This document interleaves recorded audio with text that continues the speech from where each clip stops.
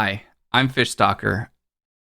I am an IRL fisherman who live streams fishing live on Twitch. I am a current Twitch partner, and a lot of the time I get asked, what do you use to live stream fishing? I really want to do it. I love fishing and I love streaming, and I want to combine the two, but I don't know where to get started. If you are asking yourself that question, either questions about what I need to do IRL streaming, especially my focus is fishing, so you may not need as much as you think. Stick around and I'll let you know what you need to get started.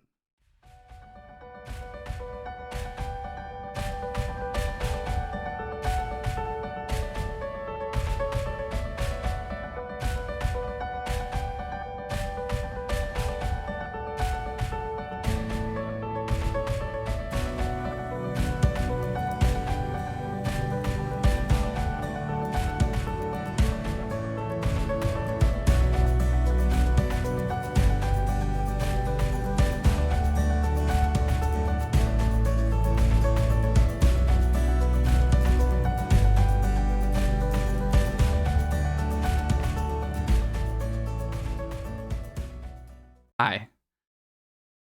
Welcome back. All right. I'm excited that you want to start IRL fishing or streaming. A lot of this advice could go for the same way. I just happen to fish. You can use this same setup for your IRL streams as well. Don't have to be fishing, but I'm mainly focused on fishing. And my first recommendation is don't go out there and spend $1 million if you're trying to start IRL fishing or streaming. Use what you have. You may not need as much. If you're trying to fish and that's your main content, you're not going to need to buy a lot. If you have a cell phone, you can do it straight off your cell phone, and that's what I would recommend starting out in the beginning. Start with your cell phone. What you're going to need, you're going to have your cell phone. You are going to want a decent data plan, preferably unlimited, depending on the streams that you're going to want to do. You can use an apps. I started out using an app called Prism. I would highly recommend that one. Streamlabs work, or heck, you can stream off your platform's apps, such as Twitch. I'm sure YouTube has their own app you can do it straight off of. But I am on Twitch, so that's what I know. Stream straight off there. See if you like it first. There's a lot of complications when it comes to IRL fishing or IRL streaming in period that don't apply to gaming. So don't go out there and break the bank. First, you're gonna have your phone. Most of you probably already have a phone, right? Next, you're gonna need something to power the phone. You're gonna get yourself a power pack, a battery bank, right? Make sure it's a good size one. This one, if you're gonna be fishing, I recommend that is at least getting one that's water resistant or waterproof. I really like this one. I can stream for hours and hours and hours off this. It's got several plugs here. I've used and abused this. And see right here, it has a little loop. This is important, or at least a loop or some way to connect your power pack to what I'm going to tell you next. What I would recommend if you're streaming off of your phone and you're just using a Prism app or straight off the Twitch app or YouTube or whatever you're doing, if you're off the phone, I would recommend getting yourself a tripod like this. Doesn't have to be this tripod. You can get a cheapy tripod, and then get yourself. They make these. You can buy them all this stuff off Amazon. There's a tripod. This is a phone clip. You can connect this directly to your phone. I really love this one because right up here has a little place where you can connect a microphone. So if you get to the point where, hey, I'm streaming, I'm really liking it, all you really need is your cell phone, something to hold it, I would recommend a tripod. But there are other options. I only say tripod because if you're on your phone, you're not going to have the same amount of stabilization, say, if you were using an action camera. But also, you're not going to have the same expense either, right? So, all you really need to get started, something to hold your phone, tripod. Something to hold your phone, right there, could be a tripod. Or, if you have a backpack, and you're wanting like that first person view, I really like, these are the Stuntman shoulder mounts. You can get these off Amazon as well. Not sponsored. Hey, but you want to hit me up, Amazon. All right, you can use these. You can get the same adapters. Pretty much anything that you can get an adapter for a GoPro, they make cell phone conversions. You can put those on it. I attained partner streaming directly from the Prison app in a tripod, and I didn't have anything fancy. I would recommend doing this at first.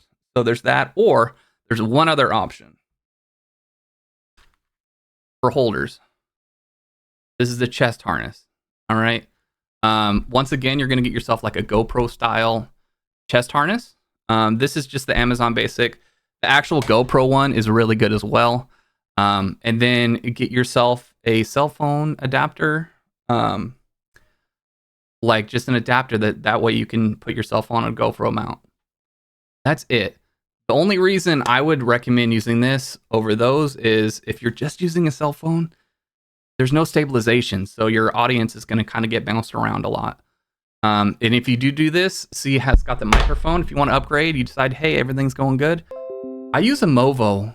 I think it's like $30, $40. It's got a windsock. Works really good.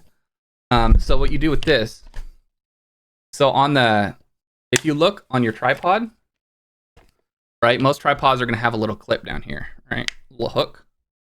What I do is I can hook this loop onto the hook, and then that way your power bank is going to be right there, right where you need it. Right? Those are the basic things you need. I personally, I started out that way. That's what I would recommend anyone to start out with. Don't go out and spend $1 million. I can't tell you how many times I've seen people really get a passion and really want to do it, and then they realize there's a lot. I mean, IRL fishing is very rewarding, but it can also be very frustrating because a lot of your favorite fishing spots, it's the whole reason you wanted to come fishing and stream it, may not have signal there.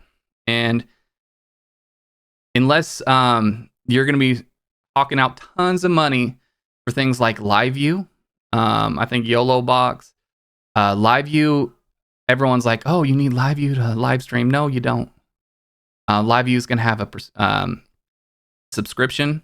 You're going to have to buy the data, and you're going to have to buy multiple sources, several hundred more dollars there. And honestly, I think RTMP is kind of the old technology. I personally stream to an SRT server that's on my computer. I did pay someone to set it up. It's got an automatic scene switcher. That way, if my data goes down, it holds everyone. You don't lose your audience. If your cell phone signal goes away for a little bit, it just plays a few clips, and then it comes back. A lot of your major IRL streamers are going to have some sort of that. That way, because streaming with your phone or data signals, you're going to drop, and there's going to be hiccups. That's just part of the part of the game, really. So I personally have added a little more to my setup now that I've been doing this for years. Those are basically what I've started, and I still use those all the time. I very recently, got an action camera. This is the new DJI Osmos Action 3. I'm probably butchering that. But there is a way, if you have a server like I do, to stream back your RTMP signal to it, and you can stream directly off that. New video coming up later.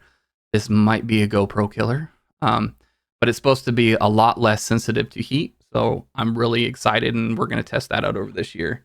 But what I do also, this is optional, okay? But it's convenience. I have a hotspot. And the reason I have this hotspot, I can use it for streaming for my action camera. But what I have done is bought a really, really cheap, $50 or less Samsung Android phone off Amazon, one of those services, and never activated it. And then only have this hooked up to Wi-Fi. So I use this for my chat phone. So I have an app called IRL Chat that will, it's a text to speech chat. and I use it on this phone. So that way, when I'm out there fishing, I can hear what people are talking. If you want it to go over it, you can do it on your stream phone. If you want to hear it, I like to have this on a separate phone, and then use a pair of Bluetooth earbuds.